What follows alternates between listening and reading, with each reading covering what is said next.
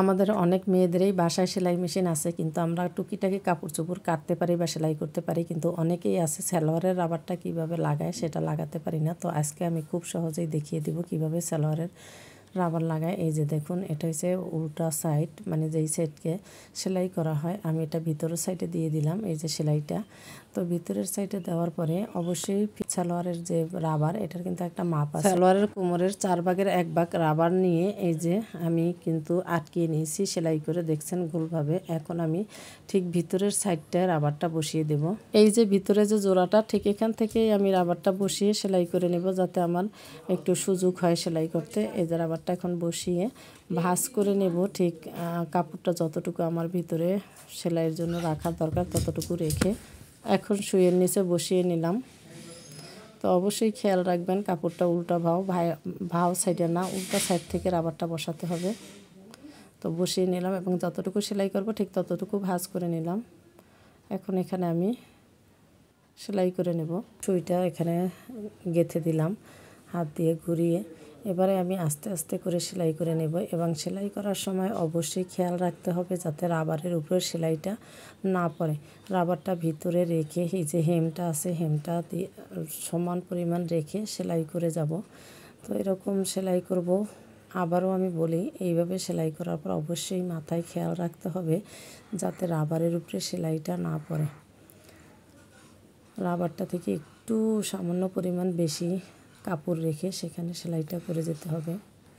একদম ইজিভাবে রাবারটা লাগানো যায়, কিন্তু আসলে অনেকেই লাগাতে পারে না, যার কারণে আমি ভিডিওটা করে দিলাম।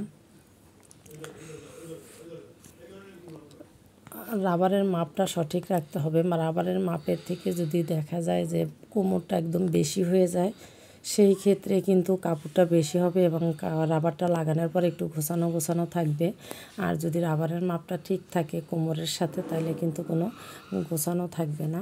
তো এইভাবে যখন সেলাই করতে করতে আসার পরে দেখা যাবে কোমরের কাপড়টা বেশি, রাবারটা একদম কম, তখন কিন্তু ভিতরে যে কাপড়টা সেলাই করে রাবারটা ধরে বের করে নিতে হবে। তো কিভাবে বের করে নেবেন সেটা আমি এখন দেখিয়ে দেব। রাবারটা যখন ছোট হয়ে আসবে তখন কিন্তু রাবারটা আস্তে আস্তে টেনে টেনে বড় করে নিতে হবে। টেনে টেনে বড় করলেই কাপড় এবং রাবার দুটোই সমান হয়ে যাবে এবং সেলাইটা শেষ করে নিতে হবে। তো আমি সেলাইটা শেষ করলাম এবং ব্যাক স্পেস দিয়ে দিলাম, কেটে নিলাম। এবারে আমি দেখিয়ে দিই যে রাবারটা সম্পূর্ণ যখন সালোয়ারে কোমরে ঢুকানো হলো, তখন এইভাবে হাত দিয়ে টেনে নিতে হবে এবং সালোয়ারের যে কোমরের কাপড়টা সব দিকে যেন সমান থাকে সেইভাবে খেয়াল রাখতে হবে টেনে টেনে। তো আমি কিন্তু এই যে টেনে টেনে সমান করে নিয়েছি, সব দিকে কিন্তু সমান। এখন ঠিক মাঝখানে সুইটা বসিয়ে নেব এবং সামনের দিকে টেনে ধরবো এক হাত দিয়ে এবং পিছনের দিকে টেনে ধরবো আর এক হাত দিয়ে। তারপরে হচ্ছে যে রাবারটা আছে, রাবারের মাঝখান দিয়ে সেলাইটা করে নেব। এখানে ইচ্ছে করলে আপনারা 2টা সেলাইও দিতে পারেন, আবার ইচ্ছে করলে একটা সেলাই দিতে পারেন। তো সাধারণত মেয়েদের সালোয়ারেতে একটা সেলাই দেওয়া হয়, এবং যদি ছেলেদের পায়জামা হয় সেখানে কিন্তু 2টা দেয়। আমি দেখছি বেশিরভাগই ছেলেদেরটায় 2টো দেওয়া। তো আমাদের মেয়েদের যে সালোয়ার সেখানে একটা দিলেই হয়। তো হয়ে গেল আমার সালোয়ারে রাবার লাগানো। ভিডিওটা কেমন লাগছে অবশ্যই লাইক দিয়ে কমেন্ট করে জানিয়ে যাবেন, এবং যদি ভালো লাগে অবশ্যই একটু শেয়ার করে দিবেন যাতে আপনিও দেখতে পেরেছেন, আর একজনও দেখে শিখতে পারে। আজ এই পর্যন্তই। আসসালামু আলাইকুম, ভালো থাকবেন। আবার চলে আসবো নতুন কোনো ভিডিও নিয়ে।